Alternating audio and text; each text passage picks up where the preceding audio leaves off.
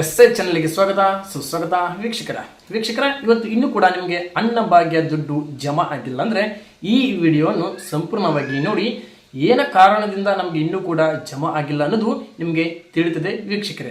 ಹೌದು, ಈಗಾಗಲೇ ಒಂದು ಗೃಹಲಕ್ಷ್ಮಿ 2,000 ರೂಪಾಯಿ ಬರ್ತಾ ಇದ್ದಾವೆ. ಆದರೆ ಇನ್ನೂ ಕೂಡ ನಮಗೆ ಅನ್ನಭಾಗ್ಯದಿಂದ ಒಂದು 5 kg ದುಡ್ಡು ನಮಗೆ ಇನ್ನೂ ಕೂಡ ಜಮಾ ಆಗಿಲ್ಲ ಅನ್ನೋದು ಬಹಳ ಮಂದಿ ನೀವು ಕಾಮೆಂಟ್ ಮಾಡಿದ್ದೀರಿ ವೀಕ್ಷಕರೇ. ಏನು ಕಾರಣದಿಂದ ನಿಮಗೆ ಬರ್ತಾ ಇಲ್ಲ ಮತ್ತು ಗೃಹಲಕ್ಷ್ಮಿ ಬರುತ್ತೆ ಅದು ಯಾಕೆ ಬರ್ತಾ ಇಲ್ಲ ಅನ್ನೋದು ಸಂಪೂರ್ಣವಾಗಿ ಈ ವಿಡಿಯೋದಲ್ಲಿ ತಿಳಿಸ್ಕೊಡ್ತೇನೆ. ನೋಡಿ ವೀಕ್ಷಕರೇ, ಫಸ್ಟ್ಗೆ ಒಂದು ರೇಷನ್ ಕಾರ್ಡ್ನಲ್ಲಿ ಅಡ್ಮಿನ್ ಯಾರು ಇರ್ತಾರೆ ಅವರಿಗೆ ಅಕೌಂಟಿಗೆ ನೇರವಾಗಿ ಒಂದು ರೇಷನ್ ಕಾರ್ಡ್ನಲ್ಲಿ ಎಷ್ಟು ಸದಸ್ಯರು ಇರ್ತಾರೆ ಅವರ ದುಡ್ಡು ನೇರವಾಗಿ ಒಬ್ಬರಿಗೆ ಜಮಾ ಆಗುತ್ತೆ ವೀಕ್ಷಕರ. ಒಂದನೇದು.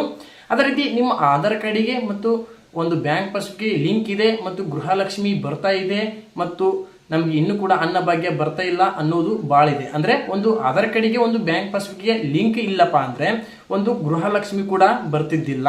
ಆದರೆ ಈಗ ನಿಮ್ದು ಲಿಂಕ್ ಇದೆ, ಒಂದು ಗೃಹಲಕ್ಷ್ಮಿ ಬರ್ತೆ, ಒಂದು ಅನ್ನಭಾಗ್ಯ ಬರ್ತಾ ಇಲ್ಲ. ಅನ್ನಭಾಗ್ಯ ಯಾಕೆ ಬರ್ತಾ ಇಲ್ಲ ಅನ್ನೋದು ಹೇಳಿಕೊಡ್ತೇನೆ. ಒಂದು ನಿಮ್ಮ ಆಧಾರ್ ಕಾರ್ಡ್ನಲ್ಲಿ ಇರುವಂಥ ಹೆಸರು ಕರೆಕ್ಟ್ ಆಗಿರಬೇಕು. ಅದೇ ರೀತಿ ನಿಮ್ಮ ಒಂದು ರೇಷನ್ ಕಾರ್ಡ್ನಲ್ಲಿ ಏನು ಹೆಸರು ಇರುತ್ತೆ ಅದು ಕೂಡ ಕರೆಕ್ಟ್ ಆಗಿರಬೇಕು. ಒಂದು ಆಧಾರ್ ಕಾರ್ಡ್ನಾಗ ಒಂದು ಹೆಸರು ಬೇರೆ, ಒಂದು ನಿಮ್ಮ ರೇಷನ್ ಕಾರ್ಡ್ನಾಗ ಒಂದು ಹೆಸರು ಬೇರೆ ಇದ್ರೆ ನಿಮಗೆ ಅನ್ನಭಾಗ್ಯ ದುಡ್ಡು ಕೂಡ ಜಮಾ ಆಗಲ್ಲ ವೀಕ್ಷಕರೇ. ಒಂದನೇದು. ಎರಡನೇದು, ನಿಮ್ಮ ಒಂದು ರೇಷನ್ ಕಾರ್ಡ್ನಲ್ಲಿ ನೀವು ಅಡ್ಮಿನ್ ಆಗಿರ್ತೀರಿ ಅಲ್ಲ, ನೀವು ಸಂಪೂರ್ಣವಾಗಿ ಒಂದು KYC ಆಗಿರಬೇಕು. ಅಂದರೆ ನಿಮ್ಮ ರೇಷನ್ ಕಾರ್ಡ್ನಲ್ಲಿ ನಿಮ್ಮ ರೇಷನ್ ಶಾಪಿನಲ್ಲಿ ನಿಮ್ಮ ಆಧಾರ್ ಕಾರ್ಡು ನಿಮ್ಮ ತಗೊಂಡು ಮತ್ತು ನಿಮ್ಮ ಒಂದು ರೇಷನ್ ಕಾರ್ಡ್ ತಗೊಂಡು ಒಂದು ಬಯೋಮೆಟ್ರಿಕ್ ತಗೊಂಡು ಅಂದರೆ ತಂಬು ಅದು ಬಯೋಮೆಟ್ರಿಕ್ ತಗೊಂಡು ಒಂದು ಅಥೆಂಟಿಕೇಶನ್ ಮಾಡಿ ನಿಮ್ಮ ಆಧಾರ್ ಕಾರ್ಡು ಮತ್ತು ನಿಮ್ಮ ರೇಷನ್ ಕಾರ್ಡು ಒಂದು ಅಥೆಂಟಿಕೇಶನ್ ಮಾಡ್ತಾರೆ ವೀಕ್ಷಕರೇ. ಅಂದರೆ ಒಂದು KYC ಮಾಡ್ತಾರೆ. ಅದನ್ನು ಕೂಡ ಸಂಪೂರ್ಣವಾಗಿ ನೀವು ಮಾಡಿಸಿರಬೇಕಾಗುತ್ತದೆ. ಮಾಡಿಸಲಿಲ್ಲ ಅಂದರೆ ₹1 ಕೂಡ ನಿಮಗೆ ಬರೋದಿಲ್ಲ ವೀಕ್ಷಕರೇ. ಅದೇ ರೀತಿ ನಿಮ್ಮ ರೇಷನ್ ಕಾರ್ಡ್ನಲ್ಲಿ ಯಾವುದೇ ಒಬ್ಬರು ಸದಸ್ಯರು ಇನ್ನೂ ಕೂಡ ನಮಗೆ KYC ಮಾಡಿಸಿಲ್ಲ ಅಂದರೆ ನಿಮಗೂ ಕೂಡ ₹1 ಕೂಡ ಜಮಾ ಆಗಲ್ಲ ವೀಕ್ಷಕರೇ. ಹೌದು, ನಿಮ್ಮ ರೇಷನ್ ಕಾರ್ಡ್ನಲ್ಲಿ ಒಂದು ಸಣ್ಣ ಮಕ್ಕಳಿದ್ದಾರೆ ಅಂದರೆ ಒಂದು ಬಯೋಮೆಟ್ರಿಕ್ ತೊಗೊಳ್ತಾ ಇಲ್ಲ ಅಂದರೆ ಅವ್ರದ್ದು ಕೂಡ ಒಂದು ಬಯೋಮೆಟ್ರಿಕ್ ಆಧಾರ್ ಕಾರ್ಡನ್ನು ಅಪ್ಡೇಟ್ ಮಾಡಿಸಿ ಒಂದು ಬಯೋಮೆಟ್ರಿಕ್ ನಿಮ್ಮ ಒಂದು ರೇಷನ್ ಶಾಪ್ನಲ್ಲಿ ಈಗಾದರೂ ಕೂಡ ಒಂದು KYC ಸ್ಟಾರ್ಟ್ ಇದೆ. ಒಂದು KYCಯನ್ನು ಹೆಬ್ಬಟ್ಟಿಡಿಸಿ ಸಂಪೂರ್ಣವಾಗಿ ನಿಮ್ಮ ರೇಷನ್ ಕಾರ್ಡ್ನಲ್ಲಿ ಎಷ್ಟು ಜನ ಇದ್ದಾರೆ ಅವ್ರದ್ದು ಬಯೋಮೆಟ್ರಿಕ್ ಮುಖಾಂತರ ಒಂದು ಅಥೆಂಟಿಕೇಶನ್ ಮಾಡಿಸಿ KYC ಕಂಪ್ಲೀಟ್ ಮಾಡಿಸಿಕೊಳ್ಳಿ. ಆನಂತರ ಒಂದು ನಿಮಗೂ ಕೂಡ ಇನ್ನು ನಮ್ಮದು KYC ಆಗಿಲ್ಲ ಅಂದರೆ ಸಂಪೂರ್ಣವಾಗಿ ಒಂದು ನಿಮ್ಮದು KYC ಮಾಡಿಸಿಕೊಳ್ಳಿ. ಮತ್ತು ಅದೇ ರೀತಿ ನಿಮ್ಮ ಆಧಾರ್ ಕಾರ್ಡ್ನಲ್ಲಿ ಒಂದು ಹೆಸರು ಮತ್ತು ರೇಷನ್ ಕಾರ್ಡ್ನಲ್ಲಿ ಒಂದು ಹೆಸರು ಇದ್ರೆ ಬರುವುದಿಲ್ಲ, ಅದನ್ನು ಕೂಡ ಸಂಪೂರ್ಣವಾಗಿ ತಿದ್ದುಪಡಿ ಮಾಡಿಸಿಕೊಳ್ಳಿ ವೀಕ್ಷಕರೇ.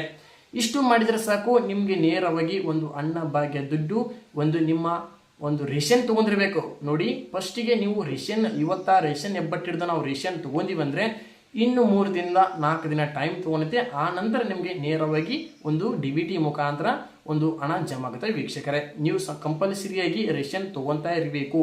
ಒಂದು ನಾವು ರೇಷನ್ ತೊಗೊತಾ ಇಲ್ಲ, ನಮಗೆ ರೊಕ್ಕ ದುಡ್ಡು ಜಮಾ ಆಗಿಲ್ಲ ಅಂದರೆ ಬರೋದಿಲ್ಲ.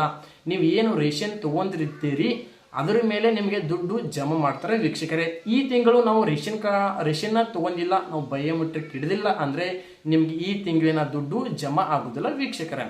ಸಂಪೂರ್ಣವಾಗಿ ಈ ತಿಂಗಳಿಂದ ನೀವು ಬಯೋಮೆಟ್ರಿಕ್ ಹಿಡಿದು ನೀವು ರೇಷನ್ ತೊಗೊಂಡ್ರೆ ಅಷ್ಟೇ ನಿಮಗೆ ಜಮಾ ಆಗುತ್ತೆ ವೀಕ್ಷಕರೇ. ನೋಡಿ, ಕಂಪಲ್ಸರಿ ರೇಷನ್ ತೊಗೊತಾ ಇರಬೇಕು. ಕಂಪಲ್ಸರಿ ಒಂದು ರೇಷನ್ ಕಾರ್ಡ್ನಲ್ಲಿ KYC ಆಗಿರಬೇಕು ಮತ್ತು ಕಂಪಲ್ಸರಿ ರೇಷನ್ ಕಾರ್ಡ್ನಲ್ಲಿರುವಂಥ ಹೆಸರು ಮತ್ತು ಆಧಾರ್ ಕಾರ್ಡ್ನಲ್ಲಿರುವಂಥ ಹೆಸರು ಕರೆಕ್ಟ್ ಆಗಿರಬೇಕು. ಅದು ಬೇರೆ ಇದು ಬೇರೆ ಇದ್ರೆ ಬರುವುದಿಲ್ಲ. ಇವು 3 ಸ್ಟೆಪ್ ನೀವು ಕರೆಕ್ಟಾಗಿ ನಿಮ್ಮ ಡಾಕ್ಯುಮೆಂಟ್ಸ್ ರೆಡಿಯಾಗಿದ್ದಾರೆ, ನಿಮ್ಮ ಸಂಪೂರ್ಣವಾಗಿ ಅನ್ನಭಾಗ್ಯ ದುಡ್ಡು ₹1 ಕೂಡ ಇಲ್ಲಿ ಹೋಗೋದಿಲ್ಲ ವೀಕ್ಷಕರೇ. ಎಲ್ಲದೂ ಪೆಂಡಿಂಗ್ ಆಗಿರುತ್ತೆ, ಸಂಪೂರ್ಣವಾಗಿ ಜಮಾ ಆಗುತ್ತೆ ವೀಕ್ಷಕರೇ.